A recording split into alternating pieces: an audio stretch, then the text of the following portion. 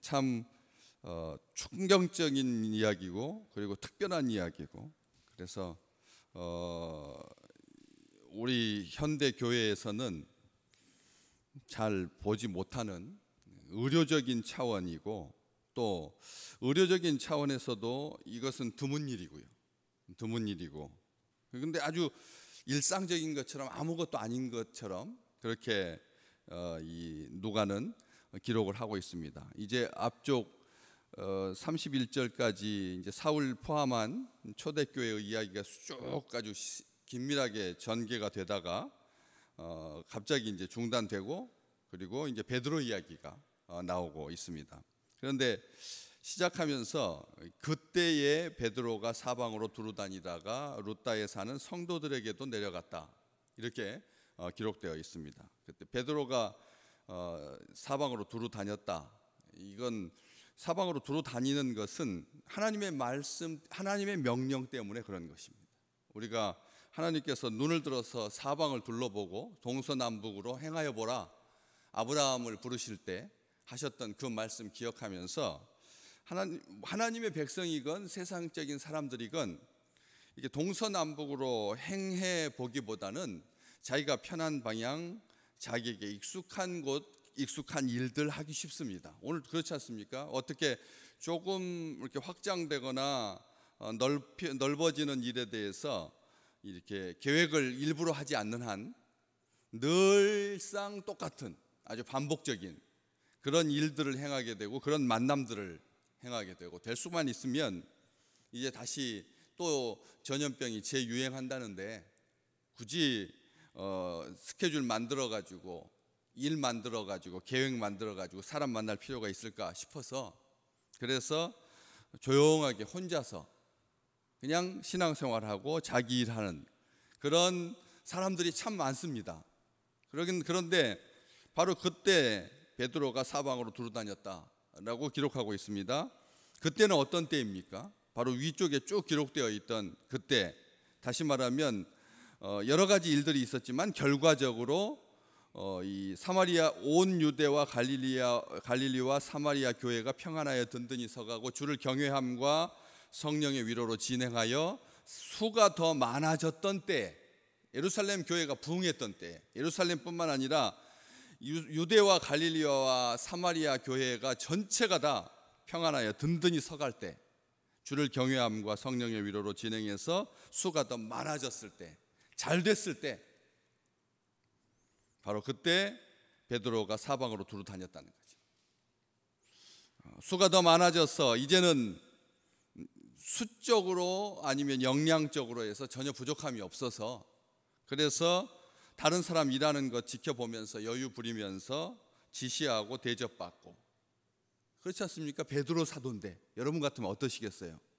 유다와 갈릴리와 그리고 사마리아 교회의 성도들이 베드로에 대해서 어떤 생각을 가졌겠습니까? 정말 존중하지 않았겠습니까? 예수님 배반하던 자였는데, 예수님 떠난 자였는데, 뭐 이렇게 뭐 다혈질인데 뭐 이런 생각 하겠어요? 아닐 것입니다.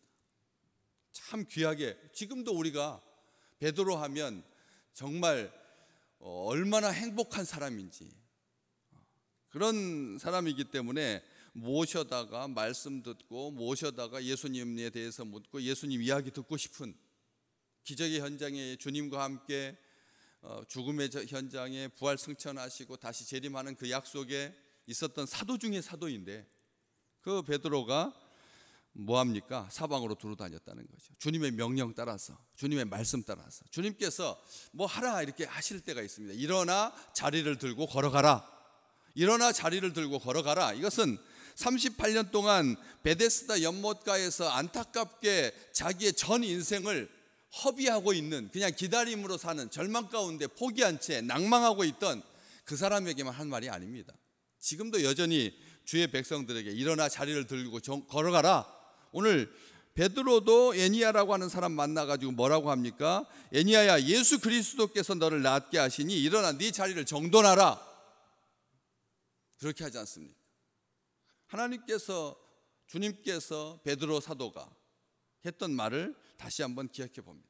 오늘 우리에게 주신 말씀이거든요. 여기에서 이 자리를 정돈하라라고 하는 이 말, 이게 우리가 이 시대에 무슨 자리를 정돈하라, 이거 죽으라는 말이잖아요. 원래는 자리 정돈하라고 하면 이제 죽으라라는 말이잖아요. 자리를 정돈했다라고 하는 말은 이 시대에 따라서 의미가 이렇게 바뀌는데 본래 의미가 어떤 의미였는가?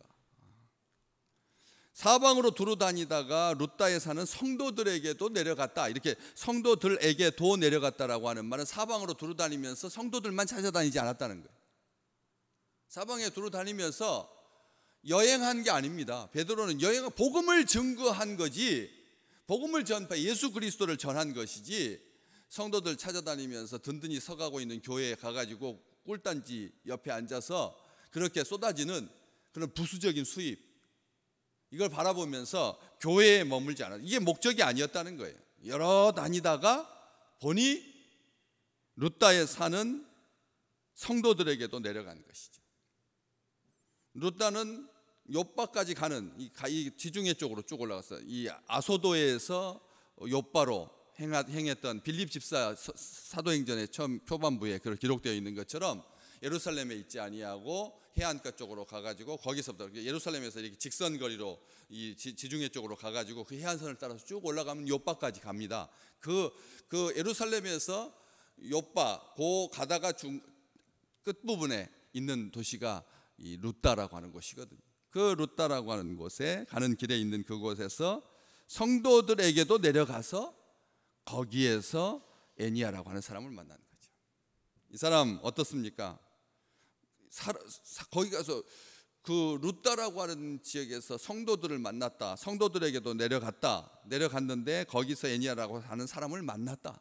성도들을 만난다라고 하는 것이 얼마나 귀한 일이기에 이걸 애니야라고 하는 사람을 만나서 마치 오랜 친구를 만난 것처럼 그렇게 만나서 했는데, 그는 어떤 상태였습니까? 중풍병으로 침상 위에 누운 지 8회가 된, 다시 말하면 중풍병 걸렸다 그래서 침상에 눕지는 않거든요. 아시잖아요.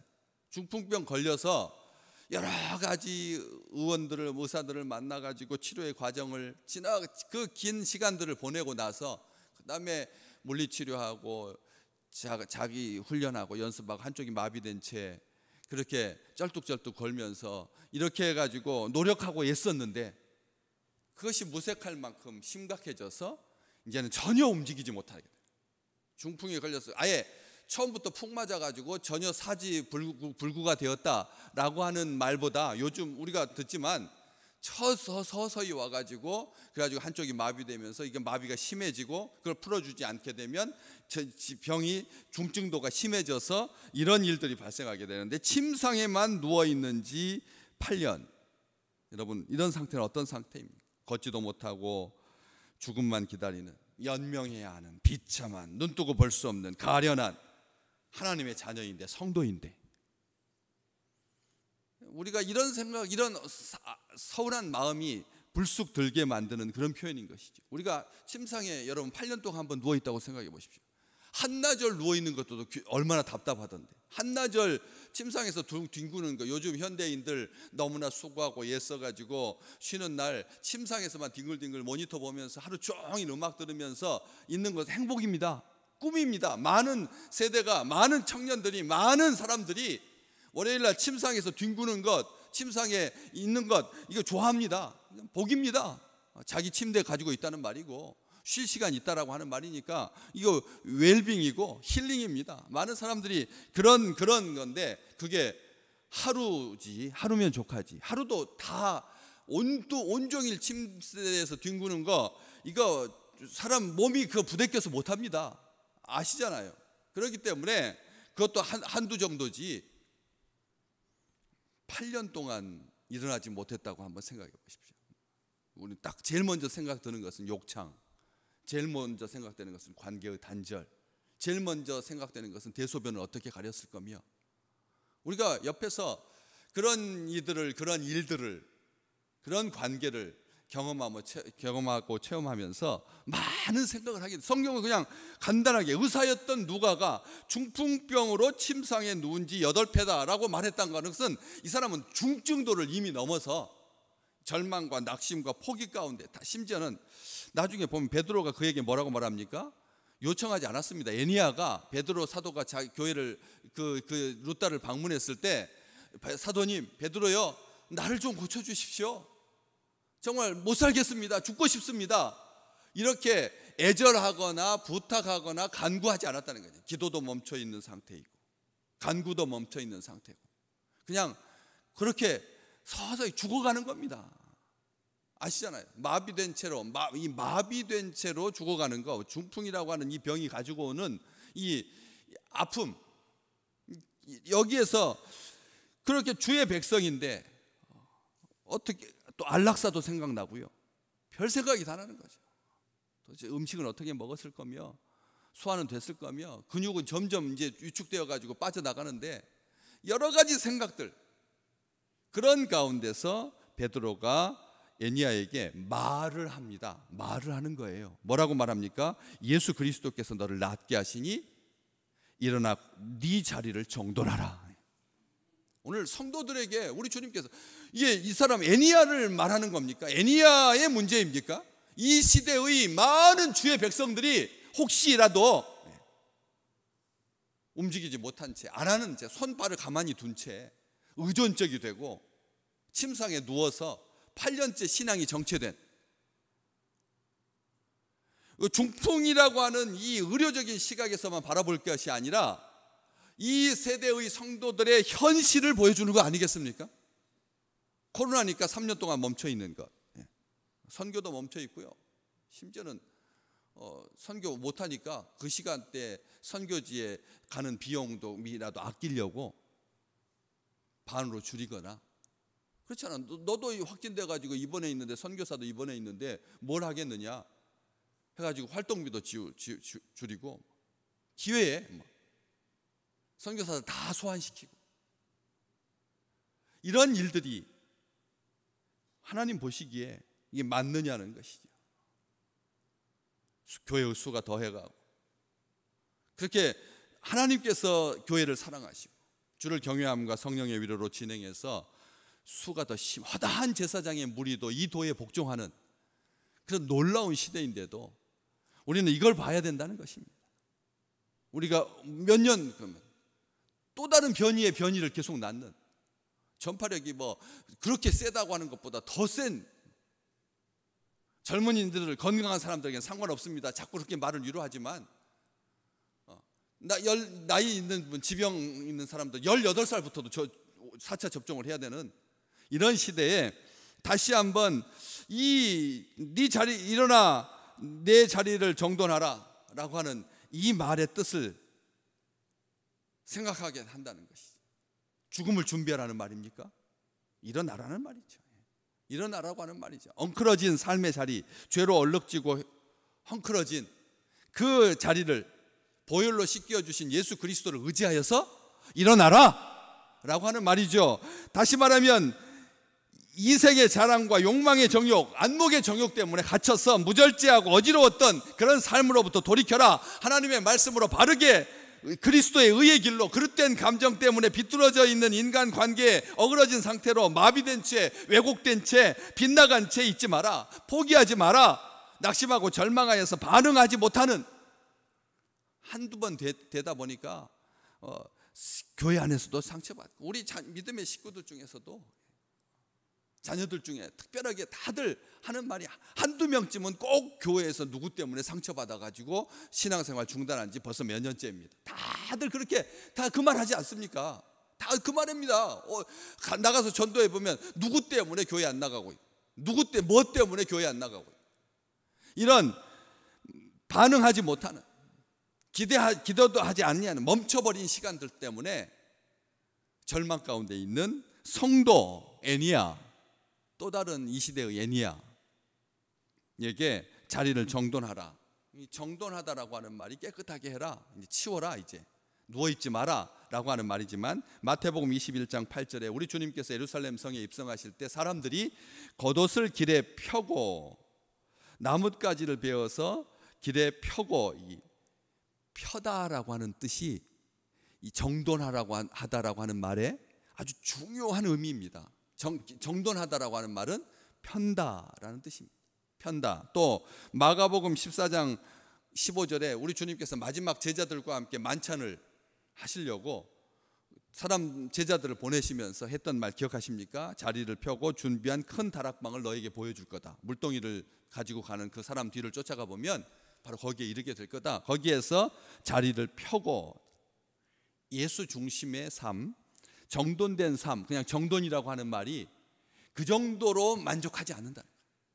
우리 안 그렇습니까? 우리의 자녀들 잃어버린 멈춰서 있는 성도들의 삶이 단순하게 자리를 정돈하고 질서 있고 규모 있고 바르고 옳고 선한 그런 정도의 삶으로 우리 주님께서 베드로를 통해서 에니야에게 명령한 것이 아니라 무슨 뜻입니까? 펴는 삶, 베푸는 삶, 섬기는 삶.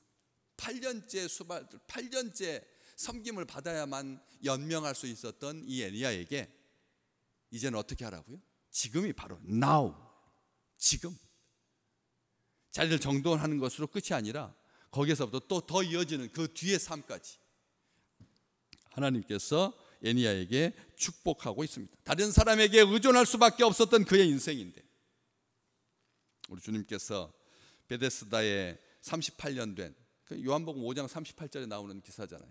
거기에서도 주님께서 일어나 내 자리를 들고 걸어가라 라고 했던 것처럼 멈추어 서 있는 익명의 그리스도인들, 아주 무명의 그리스도인 하면은 좀 뭔가 좀 신비해 보이고 그런 것 같지 않습니까? 다들 이제 젊은 날 그렇게 충성을 다했던 그 시간들은 뒤로 한 채 조용하게 관조하고 있는 그런 신앙이 아니라 적극적으로 일어나서 자리를 들고 정돈하고, 그래서 주님의 그 놀라우신 사역 한가운데 이 에니야가 서게 되는 이 축복의 자리를 오늘 또 우리 믿음의 백성들이 이 세상 가운데서 누리시는 귀한 날 되시기를 주의 이름으로 축복합니다. 우리 다음 세대를 위해서 기도할 때 그렇게 기도하셔야 됩니다. 말할 수 있어야 된다는 거죠. 일어나서 자리를 정돈하라, 베푸는 삶까지 더 나아가는, 단순하게 일어나는 정도, 자리 개는 정도가 아니라 더 나아가서, 그래서 오늘 말씀 35절 룻다와 사론에 사는 사람들이 다 그를 보고 주께로 돌아오냐. 아멘. 에니야의 그 삶을 보고 룻다뿐만 아니라 사론에 사는 사람들까지 다 그를 보고 주께로 돌아왔다. 이게 놀라운 축복이죠. 한 사람이 일어나서 자리를 정돈하니까 이런 일이 벌어지게 됐다는 거죠. 8년 동안 멈춰졌던 인생을 하나님께서 그것을 보상하고도 남는 모든 사람들이 다 그를 보고, 다라고 하는 이 용어, 그를 보고 주께로 돌아오는 이 놀라운 경이로운 역사가 혀를 끌끌 차면서 정말 그렇게 멈춰 있었던 모든 이 땅의 비그리스도인이 아니라 멈추어져 있는 성도들의 삶에 하나님의 그 능력이 나타나는 그 귀한 날을 꿈꾸며 기도하는, 그래서 성취되는 이런 축복을 우리 땅에 살고 있는 익명의 그리스도인들, 무명의 그리스도인들에게 하나님께서 역사하실 줄로 믿습니다. 그냥 놔두면 저절로 지가 알아서 돌아오겠지가 아니라 말을 해주셔야 되는 거죠. 에니야야, 예수 그리스도께서 너를 낫게 하시니 일어나 네 자리를 정돈하라. 말을 하는 거죠. 이건 전도가 아니라 말하는 겁니다. 말할 때 하나님께서 역사하십니다. 우리 주님께서 역사해 주십니다. 이런 축복을 우리 믿음의 백성들이 누려서 온통 다 하나님을 향한 마지막 때가 이를수록 더 하나님, 이런 경이로운 일들이, 룻다와 사론에 사는 사람들이 다 그를 보고 주께로 돌아오는 역사가 나타날 줄로 믿습니다.